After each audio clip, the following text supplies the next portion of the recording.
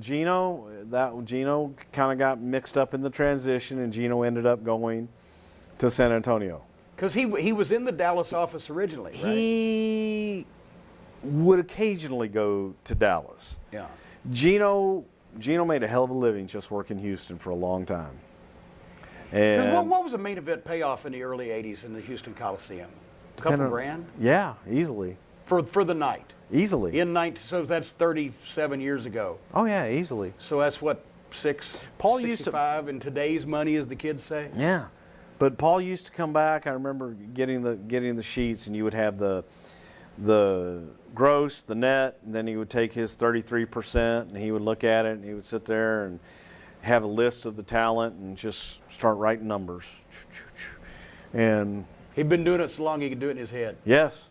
And sit there and add it all up and and then come back. And they'd come back with the envelopes stuffed with cash, hand them out.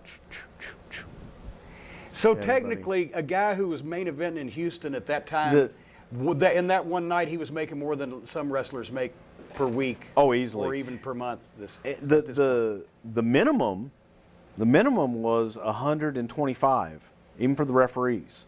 Good Lord. So you go back and you look at, because I've seen some of those Fritz books. Yeah. You go back and look at some of the Fritz books, and then you look at some of the payoffs on some of those and some of the guys.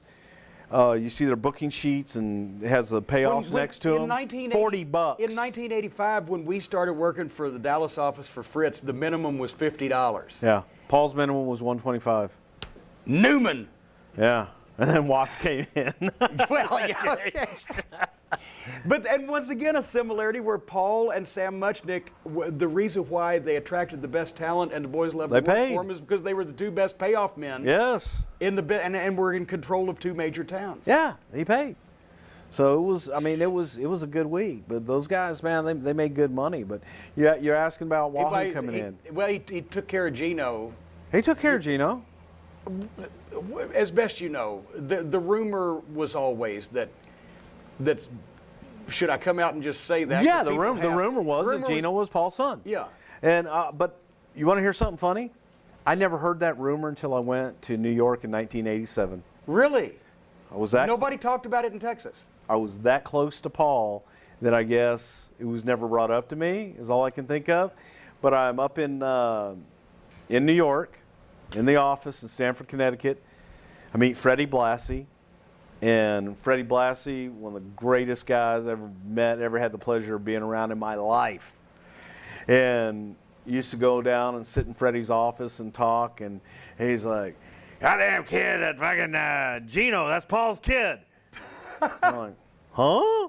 And he tells me the story, the alleged story that Geno was Paul's illegitimate son. I don't know if it's true or not. And actually, I'm trying to keep this straight. Can't tell the players without a program, but Geno's real name was Charles Wolf. Right.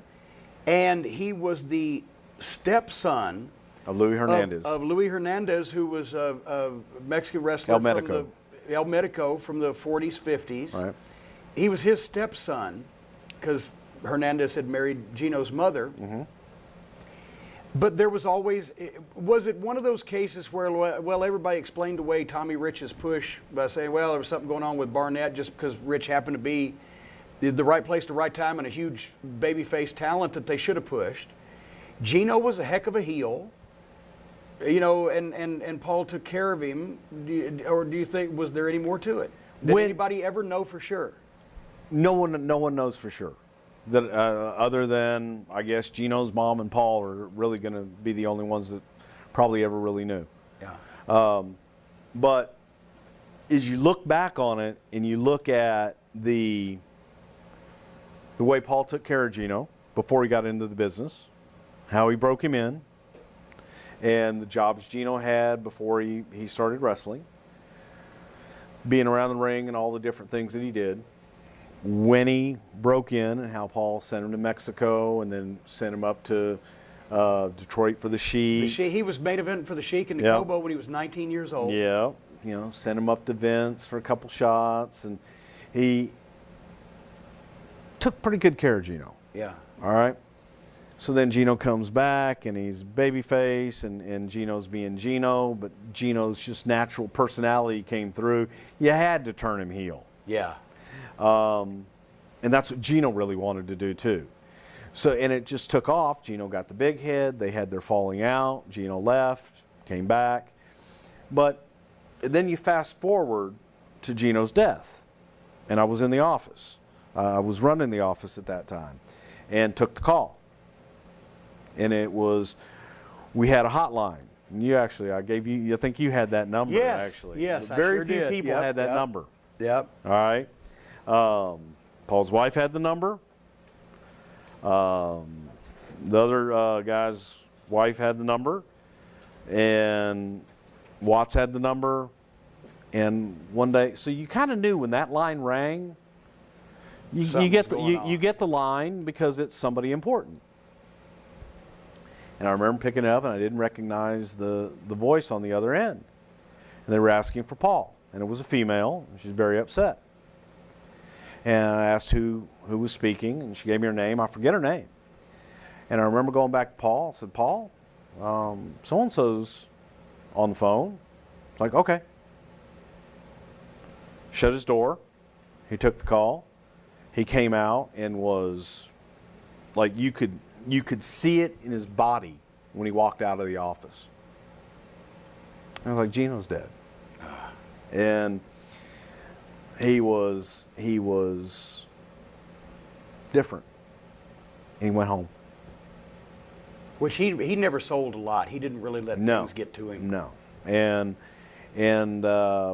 so when I think back on things, it's like, maybe there was something. I don't know, but I don't know. I can see how people could see that. I can see how people could speculate that. But again, the only people that are really going to know are Paul and Geno's mom. But Paul had, a lot of people think that Paul was always the promoter, but in actuality, as we mentioned, he'd bought the Gulf Athletic Club, which was the name of the company, from Morris Siegel or Morris Siegel's family, his widow, when he passed away in 1967. Right. So even though he'd been on TV for 20 years at that point as the figurehead and the face of the promotion. The face, yeah. And it was acknowledged that Morris Siegel was the promoter, but he was more behind-the-scenes guy.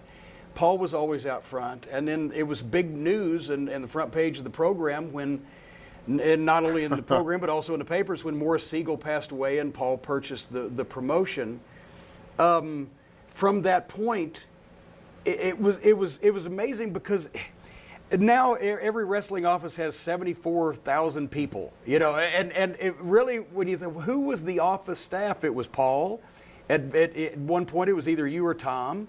Peter Burkholz, who was Paul's nephew, and was there even anybody else in this? It's $1 million, you know, plus grossing, and $1 million just on the gate, possibly sometimes, not even counting the sponsorships and etc. in this company. Was there anybody else really working in the office? Just usually would have a couple ticket sellers, but usually only one other person. A ticket seller, or what have you, and that was it. I remember as a kid when I would work in the office during the summer, it was me and one other person. That was it.